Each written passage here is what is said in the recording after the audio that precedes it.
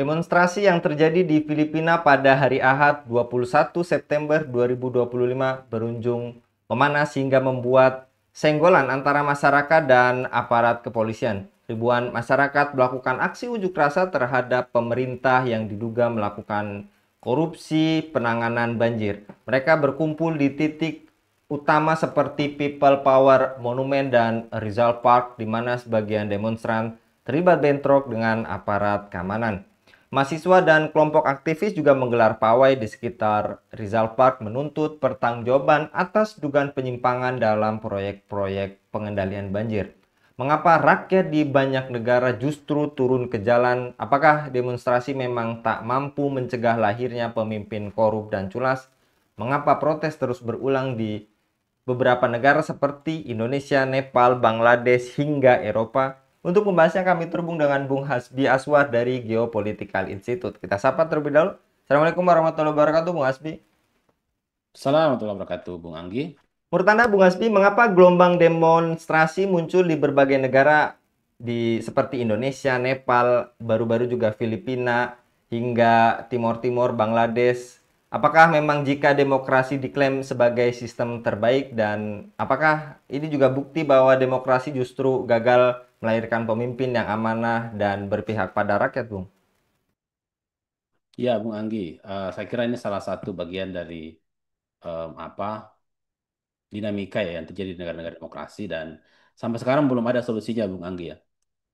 Sampai-sampai siapa Stephen Levitsky ya, itu kan menulis buku dengan em, temannya berdua begitu, How Democracy Die gitu atau bagaimana demokrasi itu mati. Dan memang demokrasi itu selama ini yang belum mendapatkan jawaban dari masalah internal yang terjadi adalah ketika misalnya apa namanya em, kelompok-kelompok tertentu atau kalangan-kalangan tertentu memiliki kekuatan yang lebih gitu, terjadi. Dalam demokrasi itu ada banyak kelompok-kelompok kepentingan. Demokrasi itu kan sebenarnya meniscayakan munculnya berbagai macam kelompok kepentingan yang bersaing satu sama lain untuk mendominasi dinamika politik itu. Dan kelompok kepentingan yang salah satu kelompok kepentingan yang paling berkuasa itu adalah kelompok-kelompok pemodal, Bung Anggi. Kelompok-kelompok pemodal untuk kepentingan bisnis mereka. Dan dampaknya bisa kita lihat ya, adanya kesenjangan-kesenjangan ekonomi, korupsi dan lain-lain sebagainya. Itu satu hal. Di sisi yang lain, misalnya adanya dominasi keluarga di dalam politik ya. Akhirnya muncullah politik dinasti dan itu bisa terjadi di negara-negara demokrasi. Ditambah lagi dengan modal yang mereka punya dan jejaring oligarki yang mereka punya. Kemudian demokrasi juga tidak menutup ruang bagi kelompok-kelompok etnis tertentu untuk berkuasa atau dominan. Kemudian merepresi kelompok yang lain. Kemudian demokrasi juga tidak menutup kemungkinan munculnya otoriter-otoriter baru yang mereka ikut pemilu mengatasnamakan rakyat, tapi kemudian pada saat mereka menang, mereka akhirnya membunuh eh, apa politik demokrasi sendiri. Nah, ini kan sudah terekam ya dalam bukunya eh, Ziblatt dan Levitsky dalam How Democracies Die. Dan itu jawabannya sampai sekarang masih sulit di- ditemukan, Bung Anggi. Namun kalau menurut saya ini sebenarnya menjadi problem inheran dalam demokrasi ya. Sehingga sampai pada akhirnya kan 2019 muncul survei ya yang dilakukan oleh Pew Research Center dan memang di survei itu menunjukkan negara-negara demokrasi di berbagai negara, termasuk Indonesia, Korea Selatan, Jepang, di Eropa, Amerika, Australia itu masyarakat itu kecenderungannya memang kurang percaya terhadap elit-elit yang terpilih dalam proses demokrasi negara mereka. Gitu. Mereka juga kecenderungannya percaya bahwa elit-elit yang memimpin mereka itu adalah elit-elit yang kecenderungannya korup ya. Gitu.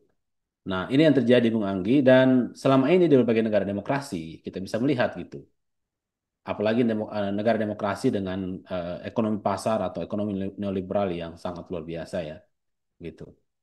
Karena saya kira ada juga negara-negara yang demokratis tapi ekonominya campuran, itu dinamikanya berbeda.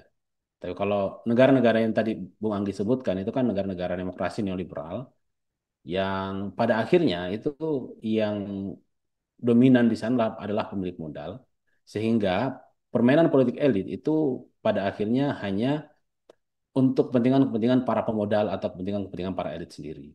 Sehingga dampaknya adalah ya masyarakat menjadi tidak terurus itu. Masyarakat tidak menjadi tidak terurus dan itu berdampak pada berbagai macam masalah-masalah sosial, kemiskinan, pengangguran, putus sekolah dan macam-macamnya.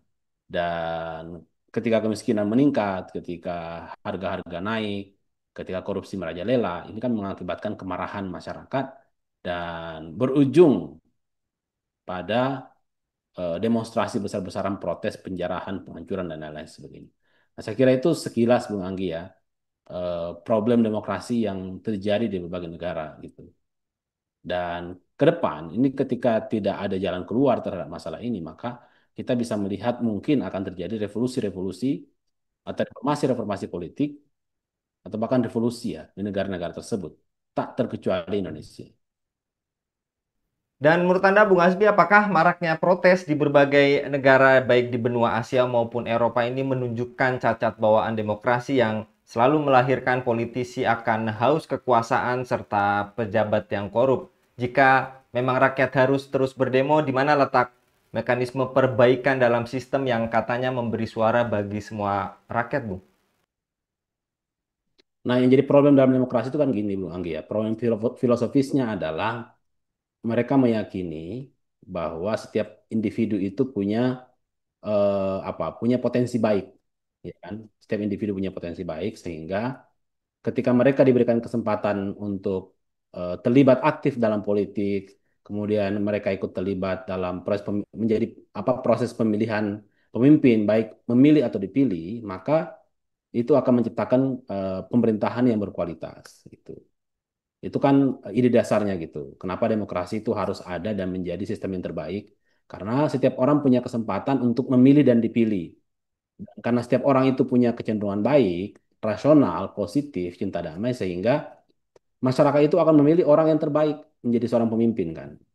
Normatifnya begitu. Nah, tapi di lapangan ternyata yang dianggap terbaik, yang menang dalam pemilu, itu kan ternyata tidak semuanya benar-benar terbaik, Bung Anggi. Karena masyarakat itu ternyata itu pada saat memilih calon presiden itu tidak betul-betul memahami siapa yang mereka akan pilih gitu. Bahkan mereka memilih si A atau si B atau si C itu bukan karena kesadaran mereka secara independen, tapi karena pengaruh media atau karena pengaruh kampanye, janji-janji dan tim kampanye, tim sukses dari calon tersebut. Dan supaya citra seorang calon pemimpin itu bisa baik dan bisa positif dan dominan, itu kan pada akhirnya butuh modal, Bu Anggi. Disitulah manipulasi image, manipulasi citra, termasuk membeli apa lembaga survei dan macam-macam terjadi kan. Nah ini kan menjadi ini kan sebenarnya sudah bertentangan dengan ide dasar demokrasi sendiri gitu. Yang katanya ketika eh, pemilihan itu berlangsung secara demokratis, terbuka, maka masyarakat akan memilih siapa yang mereka senangi. Ternyata masyarakat memilih yang disenangi itu bukan karena mereka betul-betul senang, tapi karena hasil dari manipulasi rekayasa politik yang dilakukan oleh elit-elit partai bersama dengan para oligarki atau para pengusaha-pengusaha gitu, bersama dengan para media dan macam-macam. Nah, pada akhirnya, nah ini kan yang menjadi jawaban kenapa elit-elit politik yang terpilih yang berkuasa di negara-negara demokratis tidak betul-betul mewakili rakyat, tidak betul-betul menjadi orang yang terbaik. Kenapa? Karena mereka lahir dari proses politik yang gampang dimanipulasi. Gitu. Nah, akhirnya ini salah satu saringan politik yang bermasalah pada akhirnya kan, Bang Anggi. Kita kan berharap ya, ketika proses kita kan berharap atau membayangkan bahwa pemimpin yang terpilih itu adalah pemimpin-pemimpin yang benar-benar baik dan pemimpin yang benar baik itu kan harus lahir dari proses-proses yang baik dan benar gitu. Dan pasti harus dan kalau itu bisa terjadi, kalau kita ingin mendapatkan hal seperti itu kan harus standarnya memang benar-benar jelas gitu. Standar moralnya jelas, standar kualitasnya jelas dan bahkan termasuk eh, kebijakan-kebijakan yang akan dibuat juga sudah jelas. Nah, dalam negara demokrasi ini sebagai tambahan lagi ya proses pemilihannya yang siapapun bisa terpilih, yang penting punya modal. Nah, itu untuk sekarang ini ya. Dan yang kedua, kebijakan-kebijakan atau paradigma pembuatan kebijakan dalam negara demokrasi itu juga adalah paradigma transaksional kan, transaksional gitu. Itu yang pertama. Yang kedua adalah selain paradigma transaksional itu paradigma neoliberal di mana negara itu hanya menjadi petugas keamanan gitu. Untuk urusan-urusan ekonomi kebanyakan diberikan kepada mekanisme pasar.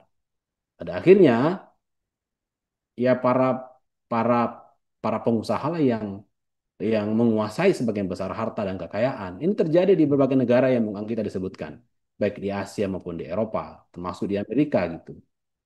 Nah, ini kan menjadi akar masalah dari semua keresahan dan protes yang terjadi di tengah-tengah masyarakat. Sehingga, walaupun misalnya ketika masyarakat menuntut pembubaran DPR, masyarakat menuntut reshuffle kabinet, ketika yang reshuffle cuma kabinetnya, DPR-nya cuma diganti, itu kan tidak akan menyelesaikan masalah. Kenapa? Karena proses politiknya itu memang tidak menjamin orang yang berkualitas yang terpilih. Yang pertama. Dan proses politiknya tidak menjamin kebijakan-kebijakan yang betul-betul pro rakyat itu yang eh, akan menjadi panduan di dalam membuat kebijakan bernegara karena kebijakannya sudah kental dengan ideologi liberal atau neoliberalisme.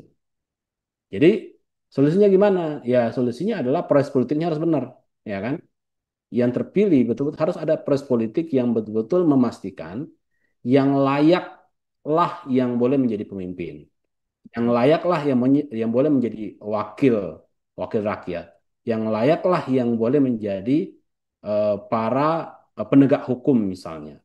Harus harus seperti itu. Yang kedua, ini bicara mengenai apa ya proses politik untuk memilih pemimpin ya. Yang kedua adalah harus dipastikan paradigma bernegara, paradigma pembuatan kebijakan itu juga adalah paradigma yang betul-betul menjamin kesejahteraan rakyat gitu. Bukan transnasional seperti apa yang ada sekarang. Gitu Bang Andi. Baik, jazakallah Bung Asbi untuk paparannya. Semoga ini menjadi pelajaran berharga bagi kita. Memang saat ini demikian adanya dan memang harus diperjuangkan demi perbaikan dan solusinya bukan solusi alternatif ya Bung, tapi memang solusi satu-satunya menuju kebaikan di dunia dan akhirat yang datangnya dari aturan Allah Subhanahu wa taala. Jazakallah sekali lagi Bung Asbi untuk paparannya pada kabar petang kali ini. Demikian pemirsa Elava News, dukung dengan subscribe, share, dan like. Semoga menjadi kebaikan bagi kita semua di dunia dan di akhirat. Saya Anggi Suara undur diri. Assalamualaikum warahmatullahi wabarakatuh.